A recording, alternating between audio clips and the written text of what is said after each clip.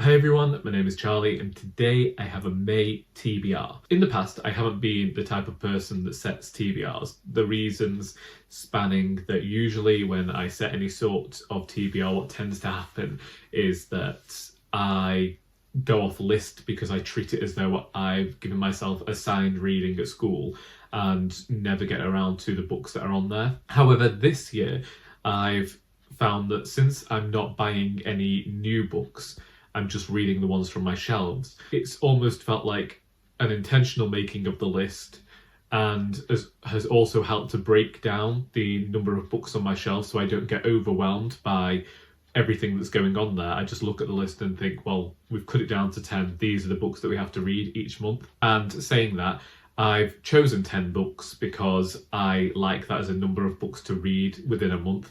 Sometimes I achieve that, sometimes I don't, and the books end up carrying over into other months. Indeed, there are 2 books that were on my January TBR that I didn't end up getting to, and I will get to them at some point this year. I just stopped including them on the TBRs because looking at them felt like this constant reminder of a failure to read those books. Although I'm recording this in April, I am hopeful to have read more of the books from my Alternative Women's Prize long list. Therefore, going into May, I am hoping that there will only be 2 left, and they are The Whalebone Theatre by Joanna Quinn and How We Disappeared by Jing-Jing Lee. I have already read or DNF'd most of the books at this point. At the time of recording, I have 6 left to read, and I'm hoping to do that over the next 2 weeks. They are on the TBR that I set myself for this month. The next book is The Wedding Group by Elizabeth Taylor. I am reading an Elizabeth Taylor novel every month until I have read them all and should hopefully be done by July. Let us read the blurb of this one together. Cressy has grown up in a world of women, presided over by her eccentric artist grandfather Harry Breton. Rebelling against the wholesome organic values of her family, Cressy decides to leave home in search of more ephemeral pleasures.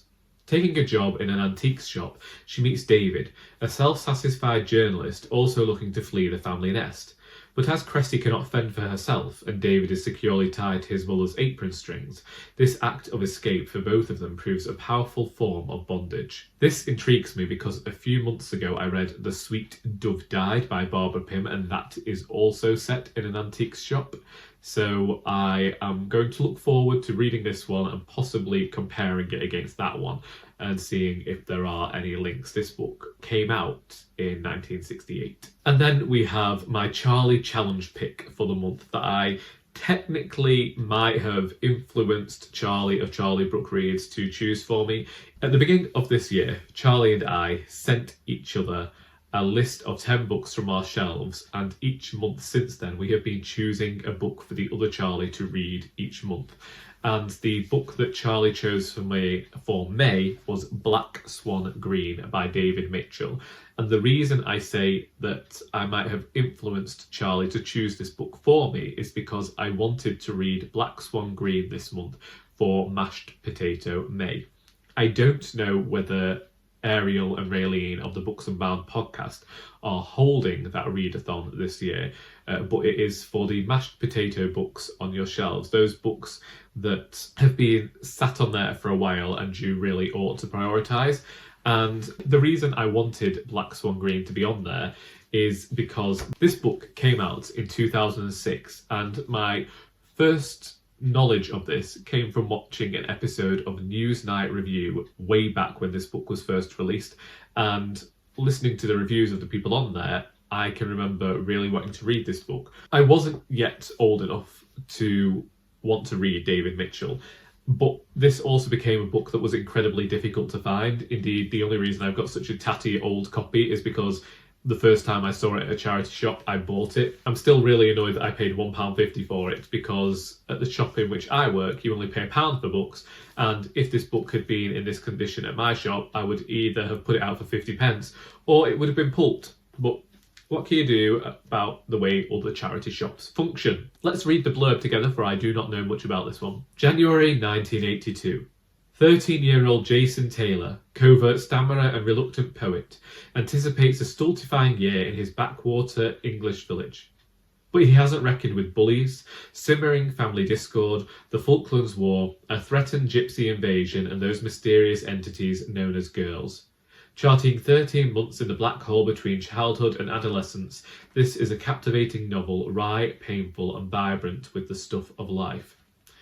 One thing I do remember about this book is that people were saying how completely different it was to Number 9 Dream and Cloud Atlas and the other one that I read, which was Ghost Written. I haven't read Number 9 Dream, I've read Ghost Written, and this was said to be much more contemporary, didn't have the weird science fiction aspects going on that had been present in his other books, and Ali Smith said that this is a bit nostalgic and very pitch perfect of 1982, so I'm looking forward to reading this one. Actually, I don't know why I say that. As everybody says, we don't know why we say these things. We wouldn't be including them in TBRs if we weren't looking forward to them. The next 6 books were all books that have sat on my shelves for ages, and the first of those is The Wind in the Willows by Kenneth Graham.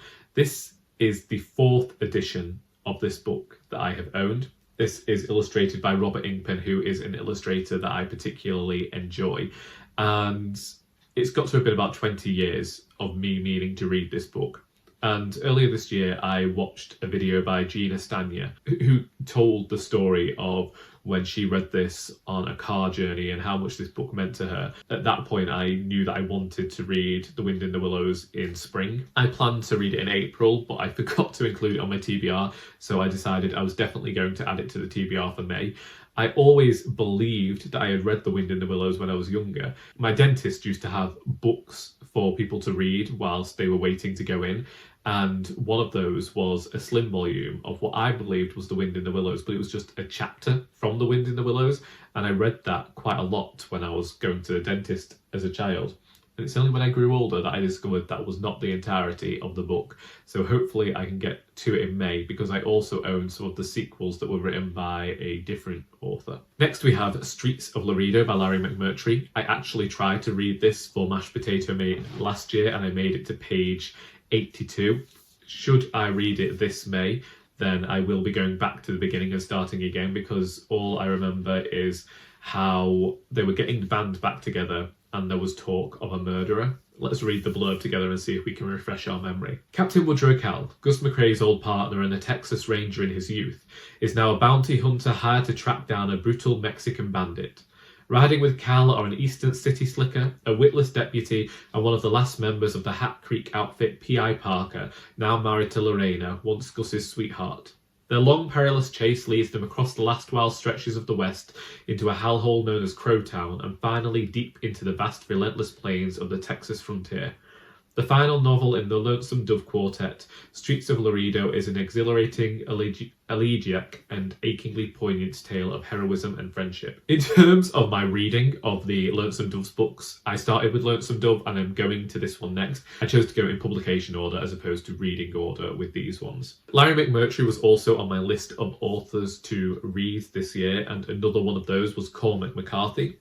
I own Blood Meridian and I talked about my quandary with that one, and because of that I decided that what I would go with here are The Passenger and Stella Maris, because these books supposedly go together. This one's considerably short and acts as a coda to this in some way. It means that I will be fulfilling that goal of reading Cormac McCarthy, even if I haven't yet got to Blood Meridian. 1980, past Christian, Mississippi. It is 3 a.m. when Bobby Weston zips the jacket of his wetsuit and plunges from the boat deck into darkness. His dive light illuminates the sunken jet. 9 bodies still buckled in their seats, hair floating, eyes devoid of speculation. Missing from the crash site are the pilot's flight bag, the plane's black box, and the 10th passenger. But how?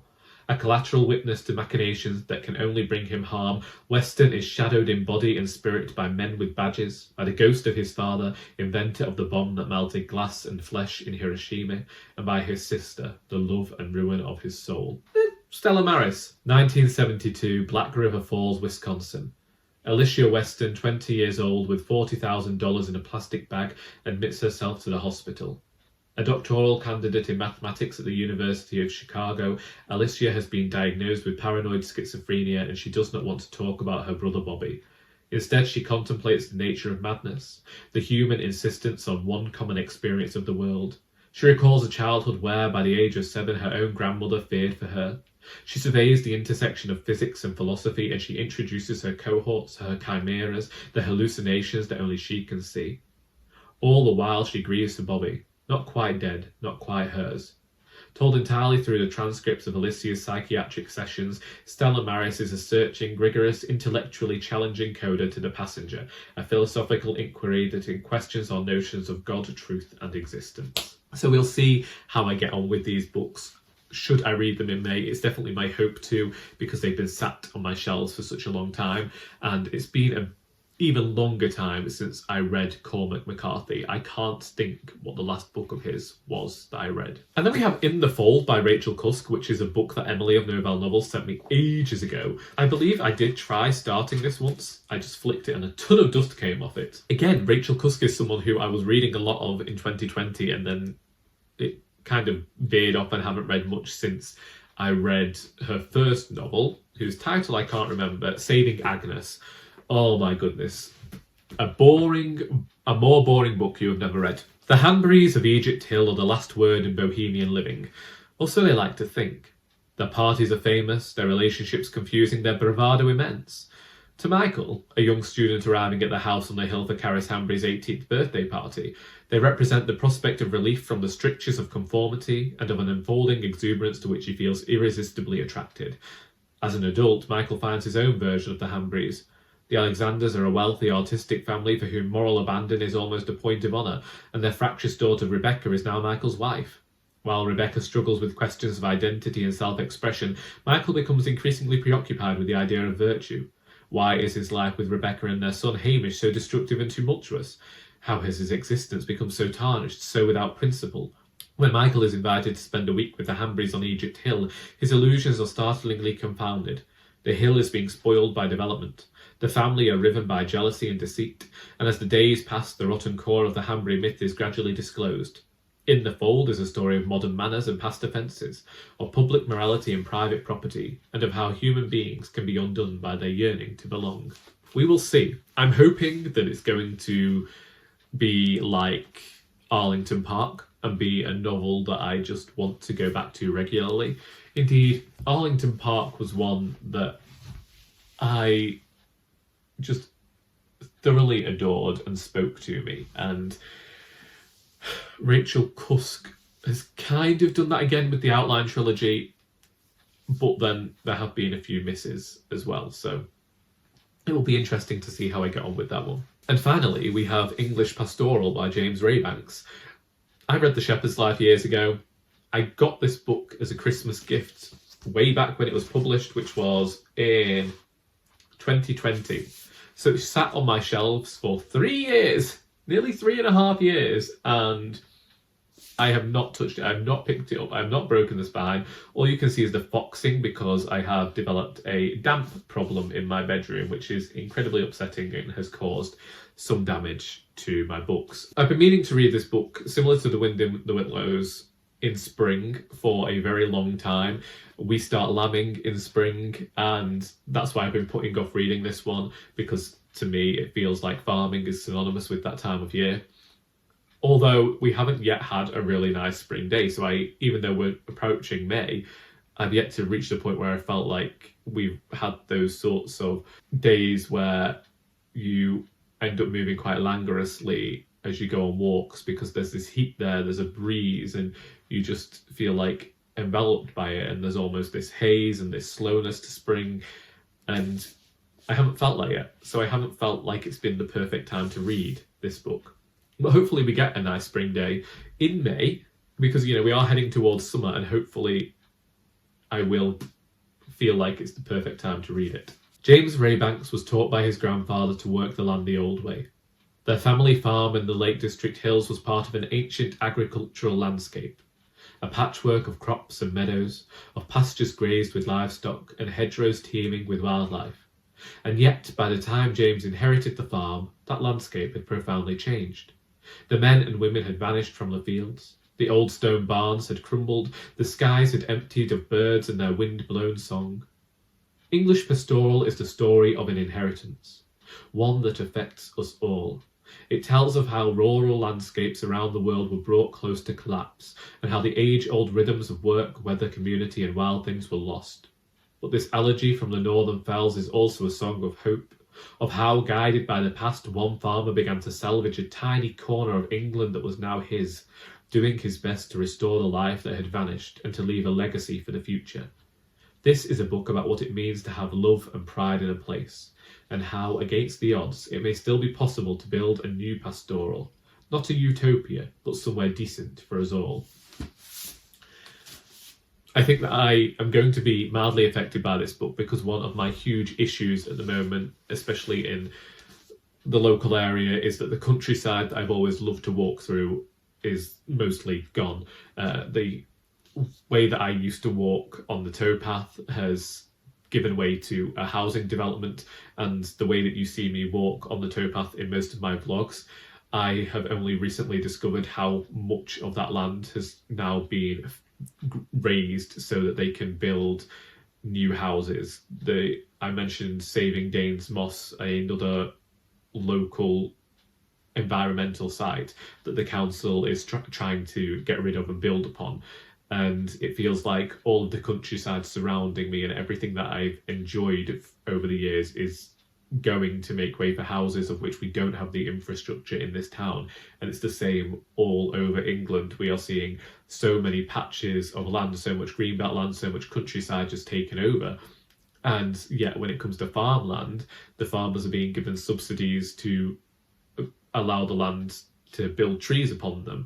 But I just think, how long is it going to be before the government decide that they're going to fell those trees and take that land? We've seen huge issues with HS2, which is now no longer coming to the north, despite how much money was invested in it, how much land we might have lost because of that. And so I feel like this book, if it does get to talking about that topic, could end up speaking to me quite familiarly. And them's the books. If you would like to recommend that I go to a certain book before I go to others, then please let me know which one in the comments. Similarly, if you've read any of these books and would like to discuss them, we can do that as well, or you can wait until I've read them and we can chat about them then. I hope that you have enjoyed this video. Let me know what you'll be reading in May, and until next time, that is all.